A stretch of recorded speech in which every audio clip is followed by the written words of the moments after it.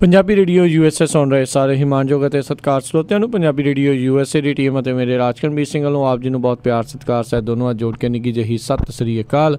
ਸਭ ਨੂੰ ਜੀਆਂ ਨੂੰ ਆਖਦੇ ਹਾਂ ਸਰੋਤਿਓ, ਪ੍ਰੋਗਰਾਮ ਦੇ ਵਿੱਚ ਆਪ ਸਭ ਦਾ ਸਵਾਗਤ ਹੈ। ਪ੍ਰੋਗਰਾਮ ਖਬਰ ਤੇ ਨਜ਼ਰ ਲੈ ਕੇ ਹਾਜ਼ਰ ਹੋ ਚੁੱਕੇ ਹਾਂ। ਪ੍ਰੋਗਰਾਮ ਦੇ ਵਿੱਚ ਆਪਣੇ ਨਾਲ ਜਿਹੜੇ ਜੀ ਇਸ ਟਾਈਮ ਜੁੜ ਚੁੱਕੇ ਨੇ ਮਿੰਟੂ ਗੁਰਸਰੀਆ ਜੀ ਮਲੋਟ ਸਟੂਡੀਓਜ਼ ਤੋਂ। ਮਿੰਟੂ ਜੀ ਨਿੱਘੀ ਜੀ ਆਇਆਂ ਨੂੰ ਪਿਆਰ ਭਰੀ ਸਤਿ ਸ੍ਰੀ ਅਕਾਲ ਜੀ। ਜੀ ਸ਼ੁਕਰੀਆ ਜੀ ਰਾਜਕਰਮਜੀਤ ਸਿੰਘ ਜੀ, ਸਾਰਿਆਂ ਨੂੰ ਸਤਿ ਸ਼੍ਰੀ ਅਕਾਲ। ਸਾਡੇ ਅੱਜ ਦੇ ਪ੍ਰੋਗਰਾਮ ਖਬਰ ਤੇ ਨਜ਼ਰ ਉਸ ਨੂੰ ਸਪਾਂਸਰ ਕਰਦੇ ਨੇ ਖਾਲਸਾ ਇੰਸ਼ੋਰੈਂਸ ਏਜੰਸੀ ਵਾਲੇ, ਜਿਨ੍ਹਾਂ ਦੇ ਕੋਲੋਂ ਤੁਸੀਂ ਹਰ ਇੱਕ ਤਰੀਕੇ ਦੀ ਇੰਸ਼ੋਰੈਂਸ ਕਰਵਾ ਸਕਦੇ ਹੋ। ਇੰਸ਼ੋਰੈਂਸ ਬਾਰੇ ਪਤਾ ਕਰਨ ਲਈ ਕਾਲ ਕਰੋ ਨੰਬਰ 408-272-2500 ਦੇ ਉੱਤੇ। ਇਸ ਦੇ ਨਾਲ ਕ੍ਰਿਸ਼ਨ ਧਨੋਤਾ ਜੀ ਯੂਬਾ ਸਿਟੀ ਤੋਂ, ਗੁਰਵਿੰਦਰ ਸਿੰਘ ਅਵਤਾਰ ਸਿੰਘ ਚਾਂਦੀ ਆਰਨੋ ਐਕਸਪ੍ਰੈਸ ਵਾਲੇ ਕੋਚੈਲਾ ਤੋਂ, ਅਮਰਜੀਤ ਸਿੰਘ ਦੋਸਾਂਝ ਯੂਬਾ ਸਿਟੀ ਤੋਂ, ਤਾਰਾ ਸਿੰਘ ਜੀ ਫਰੈਜ਼ਨੋ ਤੋਂ, ਸੁੱਚਾ ਸਿੰਘ ਜੀ ਫਰੈਜ਼ਨੋ ਤੋਂ, ਜੱਸੀ ਗਿੱਲ ਪਲੰਬਿੰਗ ਵਾਲੇ ਬੇਕਰਸਫੀਲਡ ਤੋਂ, ਲਾਲੀ ਸਿੱਧੂ ਜੀ ਬੇਕਰਸਫੀਲਡ ਤੋਂ, ਪ੍ਰੀਤਮ ਸਿੰਘ ਗਿੱਲ ਅਤੇ ਤਲਵਿੰਦਰ ਸਿੰਘ ਗਿੱਲ ਬੇਕਰਸਫੀਲਡ ਤੋਂ। ਇਹਨਾਂ ਸਾਰਿਆਂ ਦਾ ਬਹੁਤ ਬਹੁਤ ਧੰਨਵਾਦ। ਜੇਕਰ ਤੁਸੀਂ ਜਾਂ ਕੋਈ ਹੋਰ ਕਾਰੋਬਾਰ ਇਸ ਪ੍ਰੋਗਰਾਮ ਨੂੰ ਸਪਾਂਸਰ ਕਰਨਾ ਚਾਹੁੰਦੇ ਹੋ, ਸੰਪਰਕ ਕਰੋ ਨੰਬਰ 408-722-7698 ਦੇ ਉੱਤੇ, 4087227698 ਦੇ ਉੱਤੇ। ਮਿੰਟੂ ਜੀ, ਗੱਲਬਾਤ ਦਾ ਸਿਲਸਿਲਾ ਸ਼ੁਰੂ ਕਰੀਏ। ਚੋਣ ਕਮਿਸ਼ਨ ਨੇ ਕਿਹਾ ਆ ਵੀ ਜਿਹੜੀ EVM ਦੇ ਮਦਰਬੋਰਡ ਬਦਲਣ ਦੀ ਇਜਾਜ਼ਤ ਨਹੀਂ ਦਿੱਤੀ ਜਾਵੇਗੀ। ਦੇਖੋ ਰਾਜਕਰਮਜੀਤ ਸਿੰਘ ਜੀ, ਜਿਹੜਾ ਇਹ ਰੱਟਾ ਪਿਆ ਖਲੋਤਾ 2-2.5 ਮਹੀਨਿਆਂ ਦਾ ਜੀ, ਲੋਕਾਂ ਨੂੰ ਉਮੀਦ ਸੀ ਇਹ ਨਿਪਟ ਜਾਏਗਾ, ਪਰ ਹਾਲੇ ਵੀ ਸੰਕੇਤ ਕੋਈ ਇਸ ਤਰ੍ਹਾਂ ਦਾ ਨਹੀਂ ਮਿਲਦਾ ਜਿਹਦੇ ਤੇ ਅਸੀਂ ਇਤਬਾਰ ਕਰਕੇ ਇਸ ਗੱਲ ਨੂੰ ਲੈ ਕੇ ਚੱਲੀਏ ਕਿ ਇਹ ਰੱਟਾ ਮੁੱਕ ਜਾਣਾ ਹੈਗਾ ਜਾ ਕੇ 3 ਤਰੀਕ ਨੂੰ। 3 ਤਰੀਕ ਨੂੰ ਜਿਹੜਾ ਚੈਲੰਜ ਹੋਇਆ, ਉਸ ਚੈਲੰਜ ਬਾਬਤ ਇਹਨਾਂ ਨੇ ਕੁਝ ਸ਼ਰਤਾਂ ਰੱਖੀਆਂ ਸਨ। ਬਾਕੀ ਸ਼ਰਤਾਂ ਤੇ ਤਕਰੀਬਨ ਸਾਰਿਆਂ ਨੂੰ ਉਹ ਮੰਨਣ ਯੋਗ ਹੀ ਹੈ। ਜਿੱਦਾਂ ਇੱਕ ਤੇ ਕਿਹਾ ਗਿਆ ਕਿ ਛੇੜਛਾੜ ਤੇ ਜਿਹੜੀ ਹੈਂਕਿੰਗ ਹੈ, ਇਹਨਾਂ ਦੋਨਾਂ ਚੋਂ ਹੀ ਕੋਈ ਚੀਜ਼ ਤੁਸੀਂ ਸਾਬਤ ਕਰ ਸਕਦੇ ਹੋ। ਮਸਲਨ ਕਿ ਜਾਂ ਤੇ ਟੈਂਪਰਿੰਗ ਜਾਂ ਹੈਂਕਿੰਗ, ਹੋਰ ਕੁਛ ਨਹੀਂ ਕਰ ਸਕਦੇ। ਦੂਸਰਾ ਇਹ ਸੀਗਾ ਕਿ ਕੋਈ ਵੀ ਤੁਸੀਂ 4 EVM ਮਸ਼ੀਨਾਂ ਜਿਹੜੀਆਂ ਉਹ ਜਿਹੜੀਆਂ ਪਿਛਲੇ ਚੋਣਾਂ ਦੇ ਦੌਰਾਨ ਵਰਤੀਆਂ ਗਈਆਂ ਇਹਨਾਂ 5 ਰਾਜਾਂ 'ਚ, ਉਹ ਕੋਈ ਵੀ ਲੈ ਸਕਦੇ 4। ਤੀਜੀ ਸ਼ਰਤ ਉਹਨਾਂ ਨੇ ਇਹ ਰੱਖੀ ਸੀਗੀ ਕਿ ਮਦਰਬੋਰਡ ਤੁਸੀਂ ਜਾਂ ਇਹਨੂੰ ਖੋਲ ਕੇ ਤੁਸੀਂ ਕੋਈ ਵੀ ਪੁਰਜ਼ਾ ਕੱਢ ਪਾ ਨਹੀਂ ਸਕਦੇ, ਮਦਰਬੋਰਡ ਵਗੈਰਾ ਚੀਜ਼ ਨਹੀਂ ਕਰ ਸਕਦੇ। ਸੋ ਇੱਥੇ ਆ ਕੇ ਗਰਾਰੀ ਫਸ ਗਈ ਤੀਜੀ ਸ਼ਰਤ ਤੇ। ਬਾਕੀ ਪਾਰਟੀਆਂ ਬੋੜਦੀਆਂ ਨਹੀਂ ਪਈਆਂ, ਕਿਉਂਕਿ ਦੇਖੋ ਇਹਨਾਂ ਨੇ ਜਿਹੜੀ ਕੱਲ ਸਮਾਂ ਹੱਦ ਤੈਅ ਕੀਤੀ ਹੈ ਸ਼ੁੱਕਰਵਾਰ ਵਾਸਤੇ ਕਿ ਜਿਸ ਕਿਸੇ ਨੇ ਆ ਕੇ ਉਹ ਅਗਲੀ ਪ੍ਰੀਖਿਆ ਕਹਿ ਲਓ EVM ਮਸ਼ੀਨਾਂ ਦੀ ਜਾਂ ਸਵੰਬਰ ਕਹਿ ਲਓ EVM ਮਸ਼ੀਨਾਂ ਦਾ, ਕਿ ਜਿਸ ਕਿਸੇ ਨੇ ਵੀ ਆ ਕੇ ਉੱਥੇ ਜੋ ਅਜਮਾਇਸ਼ ਕਰਨੀ ਹੈ ਉਹ ਸ਼ੁੱਕਰਵਾਰ ਤੱਕ ਆਪਣੇ ਨਾਲ ਲਿਖਾ ਸਕਦਾ ਕਿ ਕਿਹੜਾ ਬੰਦਾ ਉਹਨਾਂ ਦੇ ਵੱਲੋਂ ਉੱਥੇ ਜਾਏਗਾ। ਪਰ ਅੱਜ ਵੀਰਵਾਰ ਸ਼ਾਮ ਹੋ ਗਈ ਹੈ, ਵੀਰਵਾਰ ਸ਼ਾਮ ਇੱਥੇ ਢਲ ਗਈ ਹੈ ਕਹਿ ਲਓ, ਸ਼ੁੱਕਰਵਾਰ ਕੱਲ ਨੂੰ ਚੜ੍ਹ ਜਾਣਾ। ਹਾਲ ਦੀ ਘੜੀ ਉੱਥੇ ਇੱਕ ਵੀ ਸੂਰਮਾ ਨਹੀਂ ਨਿਤਰਿਆ ਜਿਹਨੇ ਜਾ ਕੇ ਨਾਂ ਲਿਖਾਇਆ ਹੋਵੇ ਕਿ ਮੈਂ ਇਸ ਜੋ ਅਜਮਾਇਸ਼ ਦੇ ਵਿੱਚ ਹਿੱਸਾ ਲਊਂਗਾ। ਇਹਦਾ ਮਤਲਬ ਕੋਈ ਗੌਰ ਨਹੀਂ ਰਿਹਾ। ਹੁਣ ਆਮ ਆਦਮੀ ਪਾਰਟੀ ਵਾਲਿਆਂ ਨੇ ਅੱਜ, ਕਿਉਂਕਿ ਆਮ ਆਦਮੀ ਪਾਰਟੀ ਨੇ ਸਭ ਤੋਂ ਜ਼ਿਆਦਾ ਜ਼ੋਰ ਲਾਇਆ ਸੀਗਾ, ਆਮ ਆਦਮੀ ਪਾਰਟੀ ਦਾ ਸਰਨਾ ਨਹੀਂ, ਕਿਉਂਕਿ ਦੂਜਿਆਂ ਦਾ ਤਾਂ ਸਰ ਜੂਗਾ ਜੇ ਨਾ ਵੀ ਆਉਣ, ਪਰ ਜੇ ਆਮ ਆਦਮੀ ਪਾਰਟੀ ਨਾ ਆਈ ਉਹਨਾਂ ਦਾ ਨਹੀਂ ਸਰਨਾ, ਲੋਕਾਂ ਨੇ ਉਹਨੂੰ ਘੇਰ ਲੈਣਾ। ਇਸ ਕਰਕੇ ਅੱਜ ਆਮ ਆਦਮੀ ਪਾਰਟੀ ਨੇ ਇਹ ਨੁਕਤਾ ਚੁੱਕਿਆ ਕਿ ਅਸੀਂ ਦੇਖੋ ਮਦਰਬੋਰਡ ਜਿਹੜਾ ਅਸੀਂ ਕਹਿੰਦੇ ਹਾਂ ਕਿ ਸਭ ਤੋਂ ਸਿਰੇ ਦਾ ਯੱਦ ਹੈ, ਅਸੀਂ ਇਹਦੇ ਖੋਲਣ ਔਰ ਇਹਨੂੰ ਬਦਲਣ ਦੀ ਕੋਸ਼ਿਸ਼ ਦੀ ਇਜਾਜ਼ਤ ਮੰਗਾਂਗੇ। ਅਸੀਂ ਤਾਂ ਹੀ ਇਹਦੇ ਵਿੱਚ ਪਾਰਟੀਸਪੇਟ ਕਰਾਂਗੇ ਜੇ ਇਜਾਜ਼ਤ ਦਿੱਤੀ ਜਾਏਗੀ ਕਿ ਮਸ਼ੀਨ ਖੋਲੀ ਜਾਵੇ। ਸੰਜੀਤ ਸਿੰਘ ਨੇ ਇੱਥੋਂ ਤੱਕ ਕਹਿੰਦਾ ਕਿ ਜੇ ਅਸੀਂ ਮਸ਼ੀਨ ਖੋਲ ਹੀ ਨਹੀਂ ਸਕਦੇ ਤੇ ਅਸੀਂ ਉਹਦੇ ਸਰਾਣੇ ਮੰਤਰ ਪੜ੍ਹ ਕੇ ਥੋੜੀ ਕਰਕੇ ਦਿਖਾਵਾਂਗੇ ਤੁਹਾਨੂੰ, ਸਾਨੂੰ ਖੋਲਣ ਦੀ ਇਜਾਜ਼ਤ ਦਿੱਤੀ ਜਾਣੀ ਚਾਹੀਦੀ ਹੈ। ਤੇ ਫਿਰ ਚੋਣ ਕਮਿਸ਼ਨ ਨੇ ਦੇਰ ਸ਼ਾਮੀ ਇਹ ਸਾਫ਼ ਕਰ ਦਿੱਤਾ, ਉਹਨਾਂ ਕਿਹਾ ਕਿ ਜੇ ਤੁਸੀਂ ਆਉਣਾ ਆਓ ਜੀ, ਸਦਕੇ ਆਓ, ਜੇ ਨਹੀਂ ਆਉਣਾ ਉਹ ਤੁਹਾਡੀ ਮਰਜ਼ੀ ਹੈ, ਪਰ ਅਸੀਂ ਕਿਸੇ ਨੂੰ ਮਸ਼ੀਨ ਖੋਲਣ ਦੀ ਇਜਾਜ਼ਤ ਨਹੀਂ ਦੇਵਾਂਗੇ। ਹੁਣ ਚੋਣ ਕਮਿਸ਼ਨ ਦਾ ਤਰਕ ਕੀ ਹੈ? ਕਿਉਂਕਿ ਆਮ ਆਦਮੀ ਪਾਰਟੀ ਨੇ ਹੀ ਇਹ ਗੱਲ ਚੁੱਕੀ ਸੀ ਕਿ 90 ਸਕਿੰਟਾਂ 'ਚ ਸਭ ਕੁਛ ਕੀਤਾ ਜਾ ਸਕਦਾ, ਔਰ ਇਹਨਾਂ ਦੇ ਬੰਦੇ ਪੋਲਿੰਗ ਬੂਥਾਂ 'ਚ ਚੱਲਦੀ ਵੋਟਿੰਗ ਦੇ ਦੌਰਾਨ ਜਾਂਦੇ ਆ ਔਰ ਵੋਟ ਪਾਉਣ ਦੇ ਬਹਾਨੇ ਸਭ ਕੁਛ ਸੈਟਿੰਗ ਕਰਕੇ ਬਾਹਰ ਆ ਜਾਂਦੇ ਆ। ਸੋ ਚੋਣ ਕਮਿਸ਼ਨ ਦਾ ਕੀ ਆ ਕਿ ਅਸੀਂ ਤੁਹਾਨੂੰ ਜਿਸ ਤਰ੍ਹਾਂ ਦਾ ਪੋਲਿੰਗ ਬੂਥ ਦੇ ਵਿੱਚ ਮਾਹੌਲ ਹੁੰਦਾ ਉਹੋ ਜਿਹਾ ਮਾਹੌਲ ਕ੍ਰੀਏਟ ਕਰਕੇ ਦੇਣਾ, ਔਰ ਉਹਨਾਂ ਜੋ ਸਮਾਂ ਹੁੰਦਾ ਵੋਟ ਵਾਲਾ ਜਾਂ ਉਹ ਤੇ ਚਲੋ ਕਰਾ ਕੇ ਦੇਣਾ, ਪਰ ਜੋ ਉੱਥੇ ਮਾਹੌਲ ਹੁੰਦਾ ਸਾਰਾ ਉਹੋ ਜਿਹਾ ਅਸੀਂ ਤੁਹਾਨੂੰ ਨੇਮ ਕਾਇਦਾ ਬਣਾ ਕੇ ਦੇਣਾ। ਤੇ ਤੁਸੀਂ ਉਸ ਮਾਹੌਲ ਦੇ ਵਿੱਚ ਛੇੜਛਾੜ ਕਰਕੇ ਦਿਖਾ ਦਿਓ ਕਿ ਚੱਲਦੀ ਵੋਟਿੰਗ 'ਚ ਕਿਸ ਤਰ੍ਹਾਂ ਛੇੜਛਾੜ ਕੀਤੀ ਜਾ ਸਕਦੀ ਹੈ। ਹੁਣ ਆਮ ਆਦਮੀ ਪਾਰਟੀ ਨੇ ਇਸ ਤੇ ਕੋਈ ਪ੍ਰਤੀਕਿਰਿਆ ਨਹੀਂ ਦਿੱਤੀ ਹਾਲ ਦੀ ਘੜੀ।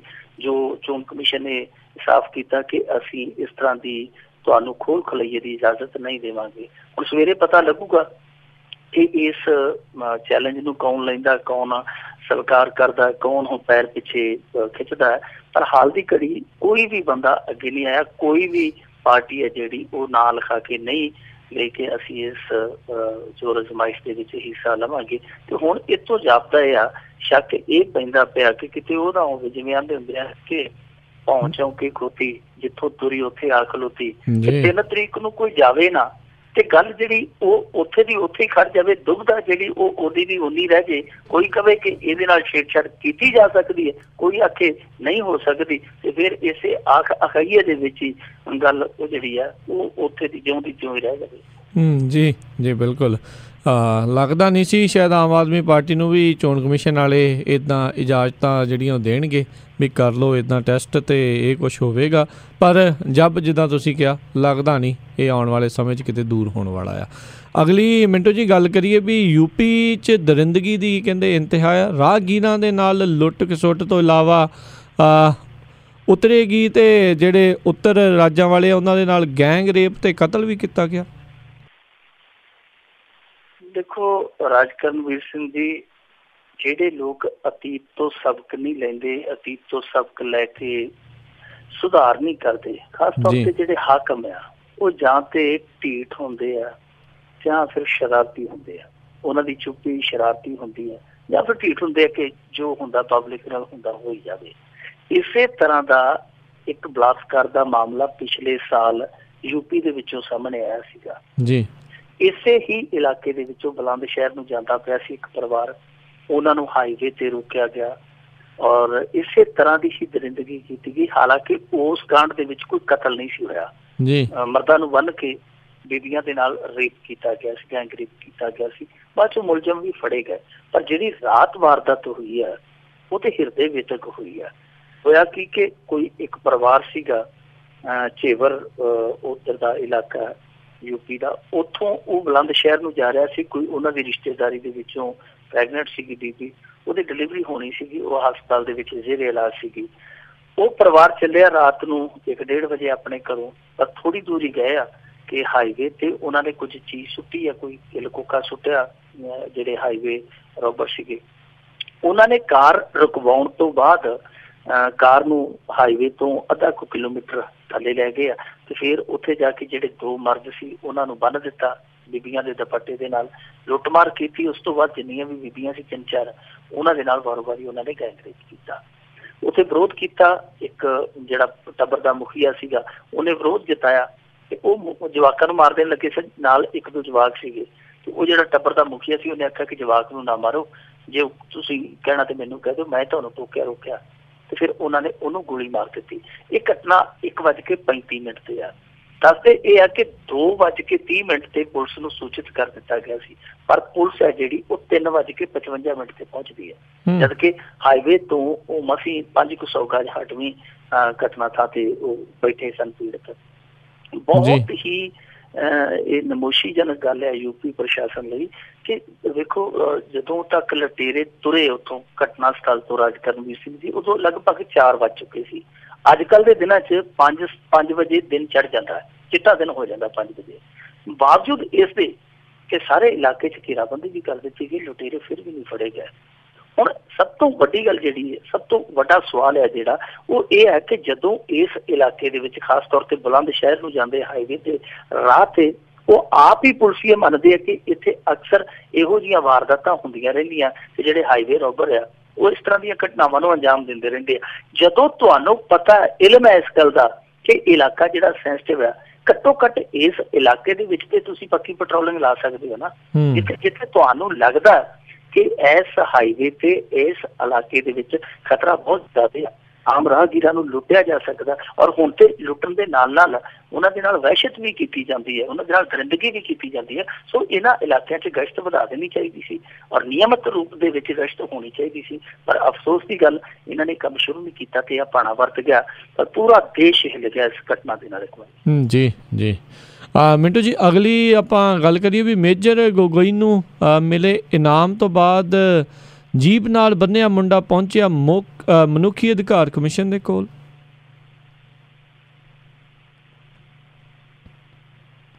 ਮਿੰਟੂ ਜੀ, ਮੈਨੂੰ ਲੱਗਦਾ ਜੀ ਉਹਨਾਂ ਦੇ ਜੀ ਮੇਰੀ ਆਵਾਜ਼ ਆ ਰਹੀ? ਜੀ ਹੁਣ ਆ ਰਹੀ ਆ ਜੀ ਮਿੰਟੂ ਜੀ। ਇਸ ਵਿਵਾਦ ਨੇ ਵੀ ਮੇਰੇ ਖਿਆਲ ਦੇ ਨਾਲ ਸਹੁੰ ਚੁੱਕ ਲਈ ਹੈ ਕਿ ਛੇਤੀ ਇਹ ਵੀ ਸੁਟੇਗਾ। ਇਹ ਵੀ ਕਿਸੇ ਨਾ ਕਿਸੇ ਪਾਸੇ ਕੋਈ ਨਾ ਕੋਈ ਮੋੜਾ ਕੱਟ ਲੈਂਦਾ। ਆਏ ਦਿਨ ਇੱਕ ਨਾ ਇੱਕ ਮੋੜ ਇਸ ਕਹਾਣੀ ਦੇ ਵਿੱਚ ਆ ਜਾਂਦਾ।